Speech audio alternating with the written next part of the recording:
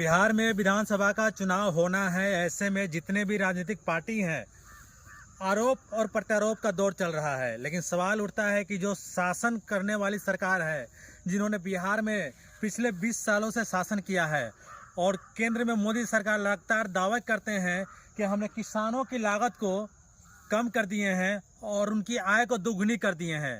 अब देखिए कि ये पूर्वी चंपारण जिले का मधुबन विधानसभा क्षेत्र पड़ता है। ये दुलमा पंचायत का ये ढाब, यानी ये पूरा क्षेत्र जो ढाब है ये दुलमा पंचायत का है। यहाँ का स्थिति देखिए कि जब यहाँ पे धान का फसल लग रहा था तो किसानों के द्वारा पहले पटवन किया गया, फिर पटवन करने के बाद उसमें रोपनी किया गया और बार बार पानी पटाया गया, यानी कि अपने निजी खर्च से पानी पटाया गया। अब देखिए कि जब धान कटने का समय है, यानी कि ये सब धान 10 दिनों में कटेगा, तभी देख सकते हैं कि बाढ़ का प्रवेश हो चुका है, यानी कि पानी धीरे धीरे बढ़ रहा है। और यहाँ पे स्थिति ऐसा हो जाता है कि हम जहाँ खड़े हैं, यानी कि 2 मानों से यहाँ पे पानी जमा हो जाता है। अब देखिए कि जो किसान यहाँ पे पानी पटा पटा कर इतने मेहनत से धान के फसल को उपजाया है और बाढ़ में डूब जाए, तो फिर सोचिए कि किसान के ऊपर क्या बीतेगा।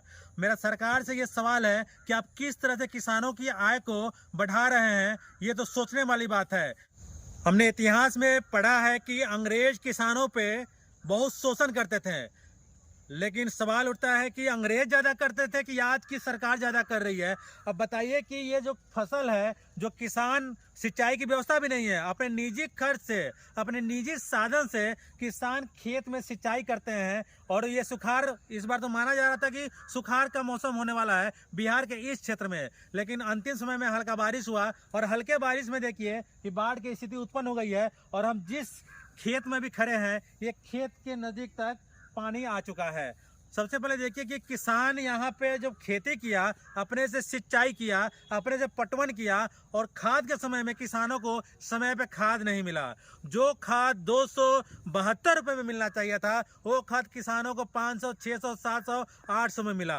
कहीं कहीं तो 1000 में मिला और कहीं कहीं तो 1000 देने के बावजूद भी किसानों को खाद नहीं मिला। इसके साथ ही किसानों को नैनो भी जबरदस्ती देना पड़ा किसानों को, और किसान लेने पे मजबूर हो गए। तो कहीं ना कहीं हमारे देश के जो सरकार हैं, उनको सोचने की जरूरत है कि इस क्षेत्र में किसानों को 2000 रुपये नहीं चाहिए, किसानों को समय पे बीज चाहिए, खाद चाहिए। और सबसे पहली जो चीज़ है वो है कि जो बागमती नदी है और बूढ़ी गंडक जो नदी है, उन दोनों नदियों पर मजबूती से बांध का निर्माण करना जरूरी है।